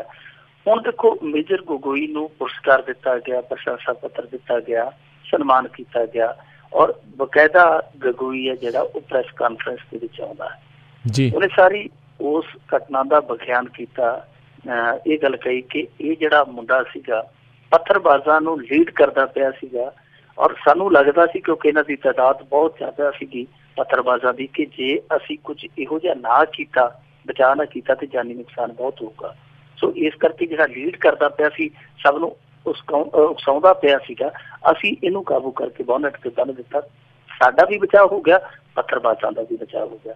ਇਹ ਗੋਗੋਈ ਸਾਹਿਬ ਨੇ ਆ ਕੇ ਗੱਲ ਕਹੀ ਹੈ। ਪਰ ਦੂਜੇ ਪਾਸੇ ਉਹ ਜਿਹੜਾ ਮੁੰਡਾ ਆਰਫ ਡਾਰ ਜਿਹੜਾ ਇਸ ਘਟਨਾ ਦਾ ਸ਼ਿਕਾਰ ਹੋਇਆ, ਉਹ ਇਸ ਚੀਜ਼ ਦੇ ਨਾਲ ਇਤਫਾਕ ਨਹੀਂ ਰੱਖਦਾ, ਉਹ ਇਸ ਗੱਲ ਦੇ ਨਾਲ ਸਹਿਮਤੀ ਨਹੀਂ ਰੱਖਦਾ। ਉਹ ਕਹਿੰਦਾ ਕਿ ਮੈਂ ਪੱਥਰਬਾਜ਼ ਨਹੀਂ ਸਾਂ, ਮੈਂ ਤੇ ਆਮ ਬੁਣਕਰ ਆ ਜਿਹੜੇ ਸ਼ਾਲ ਬੁਣਦੇ ਆ। ਉਹ ਕਹਿੰਦਾ ਮੈਂ ਤੇ ਬੁਣਕਰ ਸਾਂ ਤੇ ਮੈਂ ਆਪਣੇ ਕੰਮਕਾਰ ਨੂੰ ਤੁਰਿਆ ਜਾਂਦਾ ਸਾਂ, ਮੈਨੂੰ ਫੜ ਕੇ ਇਹਨਾਂ ਨੇ ਜੀਪ ਦੇ ਮੋਹਰੇ ਟੰਗ ਦਿੱਤਾ ਤੇ ਹੁਣ ਇਹ ਕਹਿੰਦੇ ਆ ਕਿ ਮੈਂ ਪੱਥਰਬਾਜ਼ ਸੀਗਾ। ਉਹਨੇ ਜਾ ਕੇ ਮਨੁੱਖੀ ਅਧਿਕਾਰ ਕਮਿਸ਼ਨ ਦਾ ਦਰ ਖੜਕਾਇਆ, ਆਪਣੀ ਜਾ ਕੇ ਸ਼ਿਕਾਇਤ ਉਹਨੇ ਦਰਜ ਕਰਾ ਦਿੱਤੀ ਹੈ। ਹੁਣ ਸਭ ਤੋਂ ਵੱਡਾ ਸਵਾਲ ਇਹ ਪੈਦਾ ਹੁੰਦਾ ਹੈ ਰਾਜਕਰਮਵੀਰ ਸਿੰਘ ਜੀ ਕਿ ਕੀ ਇਹ ਟਾਈਮਿੰਗ ਸਹੀ ਸੀ ਪੁਰਸਕਾਰ ਦੇਣ ਦੀ? ਕਿਉਂਕਿ ਇੱਥੇ ਮਸਲਾ ਇਹ ਹੈ ਰਾਜਕਰਮਵੀਰ ਸਿੰਘ ਜੀ, ਕਿਉਂਕਿ ਦੇਖੋ ਇੱਕ FIR ਕੱਟੀ ਗਈ ਸੀਗੀ ਪੁਲਿਸ ਵੱਲੋਂ ਆਰਮੀ ਤੇ। ਇਹ ਬਹੁਤ ਰੇਅਰ ਹੁੰਦਾ ਹੈ ਕਿ ਇੱਕ ਸੂਬੇ ਦੀ ਪੁਲਿਸ ਆਰਮੀ ਤੇ FIR ਦਰਜ ਕਰਦੀ ਹੈ, ਪਰ ਇਸ ਮਾਮਲੇ 'ਚ ਹੋਇਆ। ਉਹ FIR ਹਾਲੇ ਪੈਂਡਿੰਗ ਪਈ ਹੈ। ਦੂਜੀ ਗੱਲ, ਇਹਨਾਂ ਨੇ ਆਪਣੀ ਇਨਕੁਆਇਰੀ ਜਿਹੜੀ ਫੌਜ ਦੀ ਹੁੰਦੀ ਹੈ ਉਹ ਵੀ ਲਾਗੂ ਕੀਤੀ ਸੀ। ਉਸ ਇਨਕੁਆਇਰੀ ਦੇ ਵਿੱਚ ਤੇ ਚਲੋ ਪੋਚਾ ਪੱਚਾ ਮਾਰ ਕੇ ਸਾਰ ਲਿਆ, ਪਰ ਜਿਹੜੀ FIR ਇਸ ਮਾਮਲੇ 'ਚ ਕੱਟੀ ਹੈ ਉਹ ਪੈਂਡਿੰਗ ਪਈ ਹੈ। ਪੈਂਡਿੰਗ ਪਈ FIR ਦੇ ਵਿੱਚ ਇਸ ਤਰ੍ਹਾਂ ਦਾ ਇਨਾਮ, ਇਸ ਤਰ੍ਹਾਂ ਦਾ ਸਨਮਾਨ ਉਸ ਬੰਦੇ ਨੂੰ ਦੇ ਦੇਣਾ ਜਿਹਦੇ ਮੁਤਲਕ FIR ਕੱਟੀ ਹੈ, ਇਹ ਮੇਰੇ ਖਿਆਲ ਦੇ ਨਾਲ ਗਲਤ ਸੀ। ਪਹਿਲਾਂ ਦੇਖ ਲਿਆ ਜਾਂਦਾ, ਜੇ ਉਸ FIR ਦੇ ਵਿੱਚ ਵੀ ਕਲੀਨ ਚਿੱਟ ਮਿਲ ਜਾਂਦੀ ਹੈ ਆਰਮੀ ਨੂੰ ਤੇ ਫਿਰ ਜੋ ਮਰਜ਼ੀ ਕਰ ਲੈਂਦੇ, ਥੋੜੀ ਦੇਰ ਠਹਿਰ ਜਾਂਦੇ, ਥੋੜਾ ਜਿਹਾ ਸਿਦਕ, ਥੋੜਾ ਜਿਹਾ ਹੌਸਲਾ ਰੱਖ ਲੈਂਦੇ। ਦੂਜੀ ਗੱਲ, ਜੋ ਮੇਜਰ ਗੋਗੋਈ ਕਹਿ ਕੇ ਗਿਆ, ਉਹਦੀ ਕਈ ਗੱਲ ਨੂੰ ਵੀ ਲੋਕ ਬਹੁਤ ਜ਼ਿਆਦਾ ਇੱਥੇ ਤਵੱਜੋ ਨਹੀਂ ਦੇ ਰਹੇ। ਬਹੁਤ ਜ਼ਿਆਦਾ ਲੋਕਾਂ ਨੂੰ ਇਸ ਗੱਲ ਤੋਂ ਵੀ ਇਤਰਾਜ਼ ਆ ਕਿ ਗੋਗੋਈ ਸਾਹਿਬ ਨੂੰ ਪ੍ਰੈਸ ਦੇ ਸਾਹਮਣੇ ਆਪ ਆਉਣਾ ਨਹੀਂ ਸੀ ਚਾਹੀਦਾ। ਚਲੋ ਉਹ ਤੇ ਉਹਨਾਂ ਦੇ ਵੱਡੇ ਅਫਸਰਾਂ ਦਾ ਫੈਸਲਾ ਹੋ ਸਕਦਾ, ਪਰ ਉਹ ਜਿਹੜੀ ਗੱਲ ਇਹ ਕਹਿੰਦੇ ਆ ਕਿ ਇਹ ਪੱਥਰਬਾਜ਼ਾਂ ਨੂੰ ਲੀਡ ਕਰ ਰਿਹਾ ਸੀਗਾ, ਤਾਂ ਇੱਥੇ ਸਭ ਤੋਂ ਵੱਡਾ ਸਵਾਲ ਇਹ ਖੜਾ ਹੁੰਦਾ ਰਾਜਕਰਮਵੀਰ ਸਿੰਘ ਜੀ, ਜੇ ਪੱਥਰਬਾਜ਼ਾਂ ਨੂੰ ਬੰਦਾ ਲੀਡ ਕਰਦਾ ਪਿਆ ਸੀਗਾ ਤੇ ਫਿਰ ਤੁਸੀਂ ਉਹਦੇ ਕੋਲ ਕਿਵੇਂ ਪਹੁੰਚ ਗਏ? ਕਿਉਂਕਿ ਤੁਸੀਂ ਤੇ ਡਰਦੇ ਸੀ ਪੱਥਰਬਾਜ਼ਾਂ ਕੋਲ ਜਾਣ ਤੋਂ ਕਿ ਸਾਡਾ ਨੁਕਸਾਨ ਕਰਨਗੇ, ਤਾਦਾਦ ਬਹੁਤ ਆ, ਤੇ ਫਿਰ ਉਹਨੂੰ ਬਾਹੋਂ ਫੜ ਕੇ ਲੈ ਕੌਣ ਆਇਆ? ਔਰ ਇਸ ਤੋਂ ਵੀ ਅਗਲਾ ਮਹੱਤਵਪੂਰਨ ਸਵਾਲ ਇਹ ਹੈ ਰਾਜਕਰਮਵੀਰ ਸਿੰਘ ਜੀ ਕਿ ਜੇ ਉਹ ਪੱਥਰਬਾਜ਼ਾਂ ਦਾ ਲੀਡਰ ਸੀ, ਉਸ ਟੋਲੀ ਦਾ ਗੈਂਗ ਲੀਡਰ ਸੀ, ਤੇ ਫਿਰ ਤੁਸੀਂ ਉਹਨੂੰ ਸੁੱਕਾ ਕਿਉਂ ਛੱਡ ਦਿੱਤਾ ਸਰਕਾਰੀ ਡਿਊਟੀ 'ਚ? ਕਿਉਂਕਿ ਉਦੋਂ ਇਲੈਕਸ਼ਨ ਸੀਗਾ, ਇਹ ਚੋਣ ਭੁਗਤਾ ਕੇ ਆ ਰਹੇ ਸੀਗੇ। ਜੇ ਉਹਨੇ ਸਰਕਾਰੀ ਡਿਊਟੀ 'ਚ ਔਰ ਖਾਸ ਤੌਰ ਤੇ ਇਲੈਕਸ਼ਨ ਅਮਲੇ ਦੀ ਡਿਊਟੀ 'ਚ ਵਿਘਨ ਪਾਇਆ ਸੀ ਤੇ ਫਿਰ ਇਹਨੂੰ ਸੁੱਕਾ ਨਹੀਂ ਸੀ ਜਾਣ ਦੇਣਾ ਚਾਹੀਦਾ, ਇਹਦੇ ਤੇ ਪਰਚਾ ਦਰਜ ਕਰਾਉਣਾ ਚਾਹੀਦਾ ਸੀ। ਜੇ ਪਰਚਾ ਦਰਜ ਕੀਤਾ ਹੁੰਦਾ ਤੇ ਫਿਰ ਨਾ ਆਰਮੀ ਦੀ ਇਹ ਨਮੋਸ਼ੀ ਹੁੰਦੀ, ਨਾ ਗੱਲ ਇੱਥੋਂ ਤੱਕ ਜਾਂਦੀ। ਸੋ ਇਸ ਕਰਕੇ ਸਵਾਲ ਬਹੁਤ ਜ਼ਿਆਦਾ ਆ, ਨਾ ਕੁਝ ਸਵਾਲ ਉਧਰੋਂ ਹੱਲ ਹੋ ਰਹੇ ਆ, ਨਾ ਕੁਝ ਸਵਾਲ ਉਧਰੋਂ ਹੱਲ ਹੋ ਰਹੇ ਆ। ਜੀ ਜੀ ਜੀ। ਤੇ ਮਿੰਟੂ ਜੀ, ਅਗਲੀ ਗੱਲ ਵੱਲ ਜੇ ਆਪਾਂ ਵਧੀਆ, ਪੰਜਾਬ ਸਕੂਲ ਸਿੱਖਿਆ ਬੋਰਡ ਦੇ ਚੇਅਰਮੈਨ ਨੇ ਅਸਤੀਫਾ ਦਿੱਤਾ ਆ। ਇਹ ਅਸਤੀਫਾ ਜਿਹੜਾ ਆਇਆ ਨਾ, ਵੈਸੇ ਕੈਪਟਨ ਦੀ ਕੁਰਕੀ ਤੋਂ ਬਾਅਦ ਆਇਆ। ਜਿਹੜੇ 10ਵੀਂ ਦੇ ਨਤੀਜੇ ਆਏ ਆ, ਇਸ ਸਰਕਾਰ ਦਾ ਉਹਨਾਂ ਨਤੀਜਿਆਂ ਦੇ ਵਿੱਚ ਕੋਈ ਬਹੁਤਾ ਰੋਲ ਨਹੀਂ ਆ, ਕਿਉਂਕਿ ਜਦੋਂ ਨੂੰ ਇਹ ਸਰਕਾਰ ਹੋਣ ਦੇ ਵਿੱਚ ਆਈ ਉਦੋਂ ਤੱਕ ਤੇ ਦਾਣੇ ਚੁਗੇ ਗਏ ਸਨ, ਕਿਉਂਕਿ ਜਿਹੜਾ ਵੀ ਕੰਮ ਕਰਨਾ ਸੀ ਪਿਛਲਾ ਵਿਦਿਅਕ ਸੈਸ਼ਨ ਦਾ, ਉਹ ਸਾਰਾ ਪਿਛਲੀ ਸਰਕਾਰ ਨੇ ਭੁਗਤਾਉਣਾ ਸੀ। ਇਸ ਸਰਕਾਰ ਨੇ ਆ ਕੇ ਨਵੇਂ ਸੈਸ਼ਨ ਤੋਂ ਵਾਗਡੋਰ ਸੰਭਾਲਣੀ ਸੀਗੀ। ਪਰ ਫਿਰ ਵੀ ਜਿਹੜੇ ਨਤੀਜੇ ਆਏ ਇਸ ਕਾਰਜਕਾਲ ਦੇ ਵਿੱਚ, ਕੈਪਟਨ ਅਮਰਿੰਦਰ ਸਿੰਘ ਨੇ ਸੀਰੀਅਸਲੀ ਲਿਆ, ਉਹਨਾਂ ਨੇ ਗੰਭੀਰਤਾ ਨਾਲ ਲਿਆ। ਆਪਣੇ ਸਿੱਖਿਆ ਬੋਰਡ ਨੂੰ ਵੀ ਉਹਨਾਂ ਨੇ ਕਿਹਾ ਕਿ ਭਾਈ ਤੁਸੀਂ ਤਿਆਰੀ ਵੱਟੋ, ਬਲਿਊ ਪ੍ਰਿੰਟ ਲਿਆਓ, ਅਸੀਂ ਵੀ ਕਹਿੰਦੇ ਹਾਂ ਕਿ ਇਸ ਮੁਤਲਕ ਕੋਈ ਨਾ ਕੋਈ ਠੋਸ ਕਾਰਵਾਈ ਹੋਣੀ ਚਾਹੀਦੀ ਹੈ। ਕੁਰਕੀ ਕੱਲੀ ਸਿੱਖਿਆ ਬੋਰਡ ਨੂੰ ਨਹੀਂ ਗਈ, ਕੁਰਕੀ ਸਿੱਖਿਆ ਬੋਰਡ ਦੇ ਚੇਅਰਮੈਨ ਨੂੰ ਵੀ ਗਈ। ਚੇਅਰਮੈਨ ਜਿਹੜਾ ਸੀ ਬਲਵੀਰ ਸਿੰਘ ਢੋਲ, ਉਹਨੇ ਆਪਣੇ ਆਪ ਹੀ ਅੱਜ ਅਸਤੀਫਾ ਦੇ ਦਿੱਤਾ ਢੋਲ ਵਜਾ ਕੇ। ਉਹਦਾ ਕਾਰਨ ਇਹ ਆ ਕਿ ਅਸਤੀਫਾ ਨੂੰ ਦੇਣਾ ਪੈਣਾ ਸੀ। ਅਸਤੀਫਾ ਇਸ ਕਰਕੇ ਦੇਣਾ ਪੈਣਾ ਸੀਗਾ ਰਾਜ ਕਰਨਵੀਰ ਸਿੰਘ ਜੀ, ਕਿਉਂਕਿ ਉਹਦੀ ਨਿਯੁਕਤੀ ਨੂੰ ਆਲਰੇਡੀ ਹਾਈ ਕੋਰਟ ਦੇ ਵਿੱਚ ਚੈਲੰਜ ਆ ਜੀ। ਅਸਲ ਦੇ ਵਿੱਚ ਕਹਾਣੀ ਕੀ ਸੀਗੀ? ਕਹਾਣੀ ਇਹ ਸੀਗੀ ਕਿ ਜਿਹੜਾ ਬੋਰਡ ਦਾ ਪਹਿਲਾ ਐਕਟ ਸੀਗਾ, ਉਸ ਐਕਟ ਦੇ ਅਨੁਸਾਰ ਇਸ ਅਹੁਦੇ ਤੇ ਸਿਰਫ ਉਸ ਬੰਦੇ ਨੂੰ ਨਿਯੁਕਤ ਕੀਤਾ ਜਾ ਸਕਦਾ ਸੀ ਜੋ ਕੇਂਦਰ ਜਾਂ ਸੂਬਾ ਸਰਕਾਰ ਵਿੱਚ ਘੱਟ ਤੋਂ ਘੱਟ 15 ਸਾਲਾਂ ਤੱਕ ਗੈਜ਼ਟਡ ਪੋਸਟ ਤੇ ਰਿਹਾ ਹੋਵੇ। ਦੂਜੇ ਪਾਸੇ ਕੀ ਕੀਤਾ ਕਿ ਬਲਵੀਰ ਸਿੰਘ ਢੋਲ ਨੂੰ ਇਸ ਅਹੁਦੇ ਤੇ ਕਾਬਲ ਬਣਾਉਣ ਲਈ ਇਹਨਾਂ ਨੇ ਇਸ ਐਕਟ ਦੇ ਵਿੱਚ ਵਿਧਾਨ ਸਭਾ ਦੇ ਅੰਦਰ ਇੱਕ ਵਿਸ਼ੇਸ਼ ਸੈਸ਼ਨ ਬੁਲਾ ਕੇ ਸੋਧ ਕਰ ਦਿੱਤੀ ਤੇ ਯੋਗਤਾ ਦਾ ਪੈਮਾਨਾ ਬਦਲ ਦਿੱਤਾ। ਨਵੀਂ ਸੋਧ ਦੇ ਅਨੁਸਾਰ ਇਹਨਾਂ ਨੇ ਚੇਅਰਮੈਨ ਦੇ ਅਹੁਦੇ ਤੇ ਉਸ ਵਿਅਕਤੀ ਨੂੰ ਨਿਯੁਕਤ ਕਰਨ ਦਾ ਰਾਹ ਖੋਲ ਦਿੱਤਾ ਜੋ ਕੇਂਦਰ ਜਾਂ ਸੂਬਾ ਸਰਕਾਰ ਜਾਂ ਦੋਵਾਂ ਵਿੱਚ IAS ਜਾਂ PCS ਵਿੱਚ ਘੱਟ ਤੋਂ ਘੱਟ 10 ਸਾਲ ਰਿਹਾ ਹੋਵੇ। ਸੋ ਇਹ ਇਹਨਾਂ ਨੇ ਪੈਮਾਨਾ ਬਦਲ ਦਿੱਤਾ, 15 ਸਾਲ ਵਾਲਾ ਘਟਾ ਕੇ 10 ਸਾਲ ਕਰ ਦਿੱਤਾ। ਔਰ ਨੋਟੀਫਿਕੇਸ਼ਨ ਇਹਨਾਂ ਨੇ ਜਿਹੜੀ ਇਹ ਸੋਧ ਕੀਤੀ, ਇਸ ਸੋਧ ਦਾ ਜਿਹੜਾ ਨੋਟੀਫਿਕੇਸ਼ਨ ਹੋਇਆ 23 ਦਸੰਬਰ ਨੂੰ ਹੋਇਆ। ਅਗਲੇ ਹੀ ਦਿਨ ਮਤਲਬ ਕਿ 23 ਨੂੰ ਨੋਟੀਫਿਕੇਸ਼ਨ ਹੁੰਦਾ, 24 ਨੂੰ ਇਹਨੂੰ ਗੱਦੀ ਤੇ ਚਾੜ ਦਿੱਤਾ ਜਾਂਦਾ। ਮਤਲਬ ਕਿ ਸਾਰਾ ਜਿਹੜਾ ਤੋੜਿਆ ਮਰੋੜਿਆ ਜਾ ਰਿਹਾ ਸੀਗਾ, ਕ੍ਰਾਈਟੇਰੀਆ ਹੀ ਜਿਹੜਾ ਬਦਲਿਆ ਜਾ ਰਿਹਾ ਸੀ, ਉਹ ਸਿਰਫ ਤੇ ਸਿਰਫ ਇਸ ਨਿਯੁਕਤੀ ਲਈ ਕੀਤਾ ਜਾ ਰਿਹਾ ਸੀ। ਹੁਣ ਜਿੱਥੇ ਜਾ ਕੇ ਰਫੜ ਪੈ ਗਿਆ, ਇਹਨਾਂ ਨੇ ਕਾਹਲੀ ਕੀਤੀ। ਹਾਲਾਂਕਿ ਦੇਖੋ ਇਹ ਜਿਹੜਾ ਢੋਲ ਸਾਹਿਬ ਸੀਗਾ ਵਾਹਵਾ ਤਜਰਬੇਕਾਰ ਅਫਸਰ ਸੀਗਾ, ਇਹ ਰਿਟਾਇਰ ਹੋਇਆ ਸੀਗਾ ਮੇਰੇ ਖਿਆਲ ਦੇ ਨਾਲ 23 ਦਸੰਬਰ 2015 ਨੂੰ, ਔਰ ਇਸ ਨੂੰ 2 ਸਾਲ ਦੀ ਐਕਸਟੈਂਸ਼ਨ ਵੀ ਦਿੱਤੀ ਗਈ। ਪਰ ਬਾਵਜੂਦ ਇਸ ਦੇ ਜਿਹੜੀ ਇਹਦੀ ਪੋਸਟਿੰਗ ਬਤੌਰ ਗੈਜ਼ਟ ਪੋਸਟ ਤੇ ਇਹਦੀ ਇੱਕ ਹੋਣੀ ਚਾਹੀਦੀ ਸੀ 10 ਸਾਲ ਦੀ, ਉਹ 9 ਸਾਲ ਤੇ 8 ਮਹੀਨੇ ਬਣਦੀ ਹੈ। ਯਾਨੀ ਸਾਰਾ ਕੁਝ ਤੋੜਿਆ ਮਰੋੜਿਆ ਵੀ ਗਿਆ, ਪਰ ਤਾਂ ਵੀ ਇਹ ਉਸ ਸ਼ਰਤ ਤੇ ਫਿੱਟ ਨਹੀਂ ਪੈਂਦਾ ਜੋ 10 ਸਾਲ ਵਾਲੀ ਸ਼ਰਤ ਆ। ਸੋ 2 ਮਹੀਨੇ ਇਹਦੀ ਸਰਵਿਸ ਉਸ ਗੈਜ਼ਟਡ ਪੋਸਟ ਤੇ ਘੱਟ ਆ, ਜਿਹਨੂੰ ਲੈ ਕੇ ਹਾਈ ਕੋਰਟ ਦੇ ਵਿੱਚ ਚੁਣੌਤੀ ਦਿੱਤੀ ਗਈ। ਸੋ ਇਹਦੀ ਨਿਯੁਕਤੀ ਪਹਿਲਾਂ ਹੀ ਵਿਵਾਦਾਂ ਦੇ ਘੇਰੇ ਸੀ। ਹੁਣ ਬਹਾਨਾ ਬਣ ਗਿਆ ਕਿ ਲੈ ਵੀ ਮਿੱਤਰਾ ਤੈਨੂੰ ਹੁਣ ਬਲੀ ਦੇਣੀ ਪੈਣੀ ਹੈ, ਚੁੱਪ ਕਰਕੇ ਚਲੇ ਜਾ। ਸੋ ਇਹਨੂੰ ਵੀ ਲੱਗਿਆ ਕਿ ਹੁਣ ਮੌਕਾ ਵੀ ਹੈ, ਦਸਤੂਰ ਵੀ ਹੈ, ਤੇ ਚੁੱਪ ਕਰਕੇ ਮਟਰ ਪਨੀਰ ਛੱਡ ਕੇ ਪਤਲੀ ਗਲੀ ਥਾਣੀ ਨਿਕਲ ਗਈ ਰਮਤੇ। ਸੋ ਅੱਜ ਢੋਲ ਸਾਹਿਬ ਨੇ ਢੋਲ ਵਜਾ ਕੇ ਅਸਤੀਫੇ ਦਾ ਐਲਾਨ ਕਰ ਦਿੱਤਾ ਹੈ। ਪਰ ਗੱਲ ਨਾ ਅਸਤੀਫਿਆਂ ਨਾਲ ਬਣਨੀ ਹੈ, ਨਾਲ ਸਿਆਸੀ ਲਤੀਫਿਆਂ ਨਾਲ ਬਣਨੀ ਹੈ। ਗੱਲ ਬਣਨੀ ਹੈ ਤੁਸੀਂ ਜੇ ਕੋਈ ਕੰਕਰੀਟ ਪਾਲਿਸੀ ਲੈ ਕੇ ਆਓਗੇ, ਜੇ ਤੁਹਾਡੇ ਕੋਲ ਕੋਈ ਰੋਡ ਮੈਪ ਹੈ ਔਰ ਉਹਨੂੰ ਤੁਸੀਂ ਦ੍ਰਿੜ ਇੱਛਾ ਸ਼ਕਤੀ ਦੇ ਨਾਲ ਇੰਪਲੀਮੈਂਟ ਕਰਦੇ ਹੋ ਤਾਂ ਸੁਧਾਰ ਹੋਣਾ। ਨਹੀਂ ਤੇ ਹਰੇਕ ਸਾਲ ਇੱਕ ਅਸਤੀਫਾ ਲੈ ਲਿਆ ਕਰੋ, ਹਰੇਕ 6 ਮਹੀਨਿਆਂ ਬਾਅਦ 4-500 ਬਦਲੀਆਂ ਕਰ ਦਿੱਤੀਆਂ। ਇਹ ਸਾਰਾ ਸਿਲਸਿਲਾ ਪਹਿਲਾਂ ਵੀ ਚੱਲਦਾ ਰਿਹਾ। ਉਹ ਜੇ ਤੁਸੀਂ ਚਲਾਈ ਜਾਓਗੇ ਉਹਦੇ ਨਾਲ, ਜਿਵੇਂ ਆਂਦੇ ਹੁੰਦੇ ਆ ਨਾ ਕਿ ਖੰਡ ਆਖਿਆ ਮੂੰਹ ਨਹੀਂ ਮਿੱਠਾ ਹੋਣਾ, ਮੂੰਹ ਮਿੱਠਾ ਕਰਨ ਲਈ ਤੁਹਾਨੂੰ ਖੰਡ ਖਾਣੀ ਹੀ ਪੈਣੀ ਹੈ। ਸੋ ਇਸ ਕਰਕੇ ਜੇ ਤੁਸੀਂ ਇਸ ਪ੍ਰਣਾਲੀ ਨੂੰ ਸੁਧਾਰਨਾ ਹੈ ਤਾਂ ਤੁਹਾਨੂੰ ਜ਼ਮੀਨੀ ਪੱਧਰ ਤੇ ਕੋਸ਼ਿਸ਼ਾਂ ਕਰਨੀਆਂ ਪੈਣਗੀਆਂ। ਜੀ ਜੀ ਜੀ। ਤੇ ਅਗਲੀ ਗੱਲ ਮਿੰਟੂ ਜੀ ਆਪਾਂ ਕਰੀਏ ਵੀ ਆਮ ਆਦਮੀ ਪਾਰਟੀ ਨੇ ਰਾਣਾ ਗੁਰਜੀਤ ਦਾ ਅਸਤੀਫਾ ਮੰਗਿਆ ਆ, ਰਾਣਾ ਖੱਡ ਵਾਲੇ ਰਸੋਈਏ ਤੋਂ ਮੁੱਕਰਿਆ।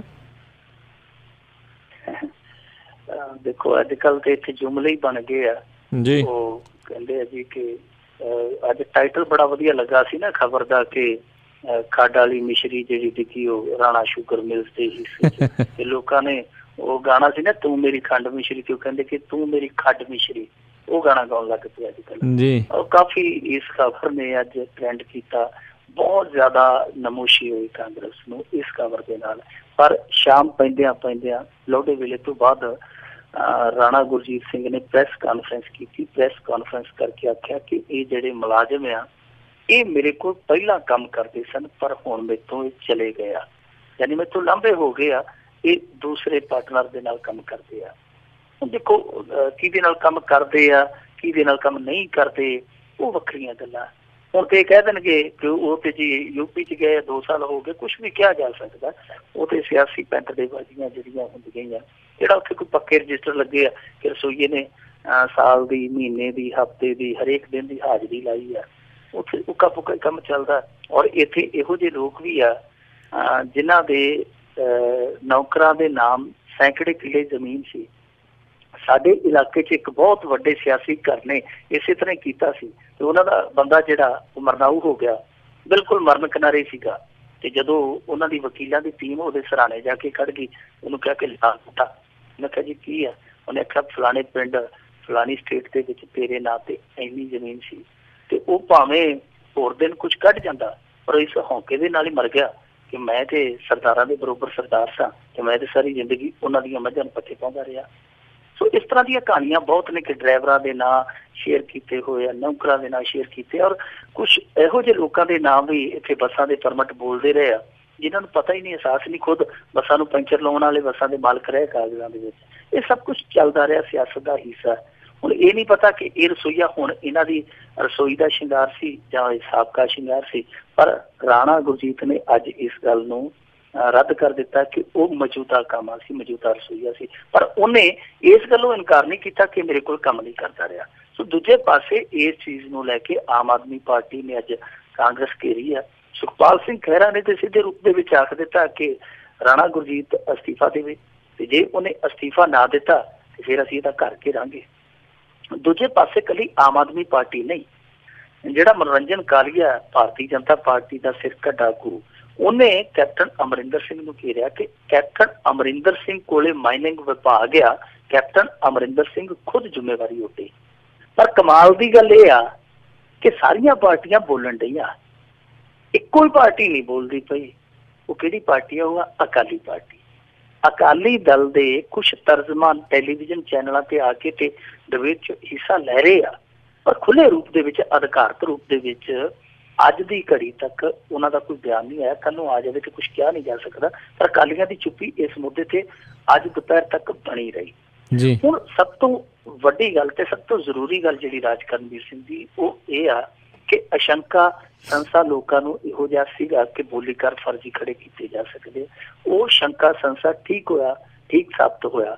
ਹੁਣ ਇਹ ਫੈਸਲਾ ਕਰਨਾ ਕਿ ਕੀ ਉਹ ਰਸੋਈਆ ਹੋਣ ਦੇ ਬਾਵਜੂਦ 26 ਕਰੋੜ ਦੀ ਜਿਹੜੀ ਖੱਡ ਲੈ ਗਿਆ, ਉਹ ਵਾਕਈ ਇੰਨੀ ਹੈਸੀਅਤ ਰੱਖਦਾ ਹੈ ਜਾਂ ਫਿਰ ਕਿਸੇ ਨੇ ਆਪਣੀ ਬਲੈਕ ਮਨੀ ਨੂੰ ਵਾਈਟ ਕੀਤਾ? ਇਹਦਾ ਹੱਲ ਕੀ ਆ? ਇਹਦਾ ਹੱਲ ਨਿਕਲ ਸਕਦਾ ਸਿਰਫ ਜਾਂਚ ਪੜਤਾਲ ਤੋਂ। ਔਰ ਜਾਂਚ ਪੜਤਾਲ ਕਰਨੀ ਕਿੰਨੇ ਆ? ਜਾਂਚ ਪੜਤਾਲ ਕੈਪਟਨ ਅਮਰਿੰਦਰ ਸਿੰਘ ਨੂੰ ਅੱਗੇ ਆ ਕੇ ਕਰਾਉਣੀ ਚਾਹੀਦੀ ਆ, ਕਿਉਂਕਿ ਜੇਕਰ ਕੋਈ ਸਧਾਰਨ ਵਿਅਕਤੀ ਜਾਂ ਛੋਟੀ ਜਿਹੀ ਪੋਸਟ ਤੇ ਵੀ ਲੱਗਾ ਇਸ ਸ਼ਿਕਾਇਤ ਦੇ ਘੇਰੇ 'ਚ ਆ ਜਾਵੇ ਕਿ ਜੀ ਇਹਨੇ ਆਮਦਨ ਨਾਲੋਂ ਜਾਇਦਾਦ ਵੱਧ ਇਕੱਠੀ ਕੀਤੀ ਹੈ ਤੇ ਉਹਦੀ ਇੱਟ ਗਿਣੀ ਜਾਂਦੀ, ਉਹਦੇ ਘਰ 'ਚ ਪਈ ਕੌਲੀ ਕੌਲੀ ਗਿਣੀ ਜਾਂਦੀ ਹੈ। ਇੱਥੇ ਜੇ ਮਸਲਾ ਕਿਸੇ ਮੰਤਰੀ ਦੇ ਨਾਲ ਜਾ ਕੇ ਜੁੜਦਾ ਤੇ ਫਿਰ ਘੱਟੋ ਘੱਟ ਪੁੱਛ ਪੜਤਾਲ ਹੋਣੀ ਚਾਹੀਦੀ ਹੈ ਕਿ ਜਿਹੜੇ ਬੰਦੇ ਨੇ ਬੋਲੀ ਦਿੱਤੀ ਹੈ, ਕਿਉਂਕਿ ਜਿਹਦੀ ਬੋਲੀ ਹੋਈ ਹੈ ਖੱਡ ਦੀ, ਉਹ ਕਿਸੇ ਦੀ ਕੋਈ ਵਿਅਕਤੀਗਤ ਸੰਪत्ति ਨਹੀਂ, ਪੰਜਾਬ ਦਾ ਇੱਕ ਸੋਮਾ ਹੈ, ਪੰਜਾਬ ਦਾ ਇੱਕ ਵਸੀਲਾ ਹੈ। ਜੇ ਉਹਦੀ ਬੋਲੀ ਇਸ ਤਰੀਕੇ ਨਾਲ ਬਲੈਕ ਮਨੀ ਨਾਲ ਕੀਤੀ ਗਈ ਹੈ ਤੇ ਉਹਦਾ ਨਿਚੋੜ ਨਿਕਲਣਾ ਚਾਹੀਦਾ ਕਿ ਉਹ ਬਲੈਕ ਮਨੀ ਕਿਹਦੀ ਸੀ। ਔਰ ਜੇ ਉਹ ਵਾਕਈ ਰਸੋਈਆ ਇੰਨੀ ਹੈਸੀਅਤ ਰੱਖਦਾ ਤੇ ਉਹ ਫਿਰ ਕਿਰਪਾ ਕਰਕੇ ਦੱਸ ਦੇਵੇ ਕਿ ਉਹਨੂੰ ਤਨਖਾਹ ਹੀਰਿਆਂ 'ਚ ਮਿਲਦੀ ਸੀ ਜਾਂ ਮੋਤੀਆਂ 'ਚ ਮਿਲਦੀ ਸੀ, ਇਹ ਪੈਸਾ ਆਇਆ ਤੇ ਆਇਆ ਕਿੱਥੋਂ, ਤਾਂ ਕਿ ਲੋਕਾਂ ਨੂੰ ਸਾਫ਼ ਹੋ ਸਕੇ। ਬਿਲਕੁਲ ਬਿਲਕੁਲ ਜੀ, ਨਹੀਂ ਤਾਂ ਸਾਰੇ ਜਣੇ ਫਿਰ ਰਸੋਈਏ ਹੀ ਬਣ ਜਾਣ, ਕੀ ਪਤਾ ਖੱਡਾਂ ਹੀ ਲੱਗ ਜਾਣ ਨਾ ਉਹਨਾਂ ਦੇ। ਪੁਲਿਸ ਨੇ ਚੁੱਕਿਆ ਗੈਂਗਸਟਰ ਦਾ ਸਮਾਨ, ਫਿਰ ਆਪ ਹੀ ਛੱਡ ਕੇ ਆਈ। ਇਹ ਨਵੀਂ ਸਰਵਿਸ ਹੈ ਜੀ? ਇਹ ਬਿਲਕੁਲ ਹੋਮ ਡਿਲੀਵਰੀ ਹੈ, ਘਰੋਂ ਲੈ ਆਂਦਾ ਤੇ ਘਰੇ ਹੀ ਛੱਡ ਆਂਦਾ ਜੀ। ਅਸਲ ਦੇ ਵਿੱਚ ਇਹ ਇੱਕ ਹਕੀਕਤ ਹੈ ਰਾਜ ਕਰਨਵੀਰ ਸਿੰਘ ਜੀ।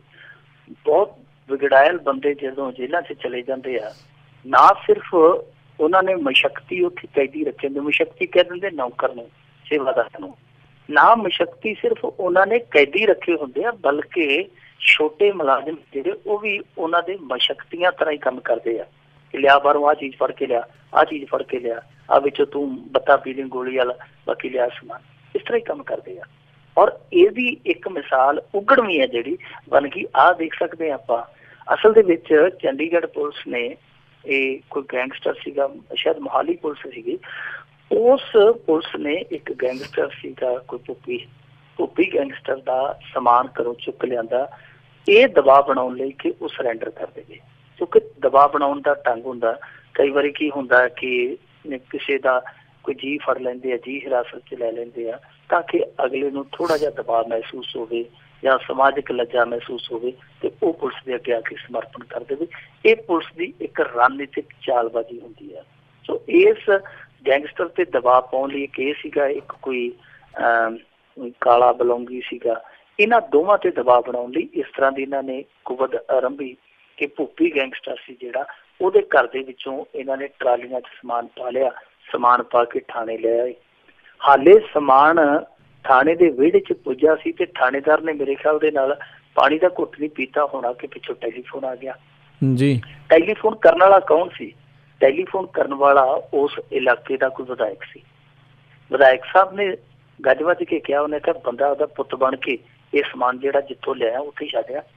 ਉਹਨੇ ਆਖਿਆ ਜੀ ਕਮਾਲ ਦੀ ਗੱਲ ਹੈ, ਅਸੀਂ ਤੇ ਹੁਕਮ ਦੇ ਬੱਧੇ ਆ, ਜਿਨ੍ਹਾਂ ਨੇ ਸਾਨੂੰ ਉੱਥੇ ਪਹਿਲਾਂ ਘੱਲਿਆ ਜੇ ਉਹ ਦੁਬਾਰਾ ਹੁਕਮ ਕਰਨਗੇ ਤੇ ਅਸੀਂ ਬਾ ਅਦਬ ਬਾ ਇੱਜ਼ਤ ਇਹ ਸਮਾਨ ਉੱਥੇ ਛੱਡਾਵਾਂਗੇ। ਇਹਦੇ 'ਚ ਕੀ ਆ? ਦੱਸਦੇ ਆ ਉਹਨੇ ਉੱਥੋਂ ਫੋਨ ਕੱਟ ਕੇ, ਉਹ ਜਿਹੜਾ ਵਿਧਾਇਕ ਸੀਗਾ ਉਹਨੇ ਫੋਨ SSP ਨੂੰ ਕੀਤਾ। ਬਸ ਇੰਨੀ ਕੁ ਦੇਰ ਸੀ ਫੋਨ ਕਰਨ ਦੀ ਕਿ ਉਸ ਥਾਣੇਦਾਰ ਨੂੰ 30-40 ਫੋਨ 35-36 ਆ ਗਏ, ਕੋਈ ਇੱਧਰੋਂ ਕੋਈ ਇੱਧਰੋਂ ਕੋਈ ਇੱਧਰੋਂ, ਕਿ ਜਲਦੀ ਤੋਂ ਜਲਦੀ ਸਮਾਨ ਛੱਡ ਕੇ ਆ। ਤੇ ਫਿਰ ਦੱਸਦੇ ਆ ਉਸ ਥਾਣੇਦਾਰ ਨੇ ਪਾਉਂਦੇ ਪੈਰੀ ਉਹੀ ਟਰਾਲੀਆਂ ਥਾਣੇ 'ਚੋਂ ਮੋੜੀਆਂ ਤੇ ਉਹਨਾਂ ਹੀ ਪੈਰਾਂ ਤੇ ਜਾ ਕੇ ਉਹ ਟਰਾਲੀਆਂ ਜਾ ਉਸ ਗੈਂਗਸਟਰ ਦੇ ਵਿਹੜੇ 'ਚ ਖਿਲਾਰੀਆਂ। ਕਿੰਨੀ ਨਮੋਸ਼ੀ ਹੋਈ ਹੋਏਗੀ ਕਿ ਜਦੋਂ ਟਰਾਲੀਆਂ ਉਹ ਜੀਪ ਦੇ ਪਿੱਛੇ ਲਾ ਕੇ ਲਿਆਂਦੀਆਂ ਹੋਣਗੀਆਂ ਉਹਨੇ, ਤੇ ਮੁੜ ਕੇ ਜਦੋਂ ਆਪ ਟਰੈਕਟਰ ਦੇ ਮਰਗਾਰਡ ਤੇ ਬਹਿ ਕੇ ਛੱਡਣ ਗਿਆ ਹੋਊਗਾ, ਕਿੰਨੀ ਨਮੋਸ਼ੀ ਆਈ ਹੋਣੀ ਪੁਲਿਸ ਨੂੰ, ਕਿੰਨੀ ਉਹਨਾਂ ਮੁਲਾਜ਼ਮਾਂ ਨੂੰ ਕਿੰਨੀ ਸ਼ਰਮ ਆਈ ਹੋਣੀ ਹੈ, ਕਿੰਨੀ ਲੱਜਾ ਆਈ ਹੋਣੀ ਹੈ ਕਿ ਸਾਡਾ ਸਿਸਟਮ ਕਿਹੋ ਜਿਹਾ।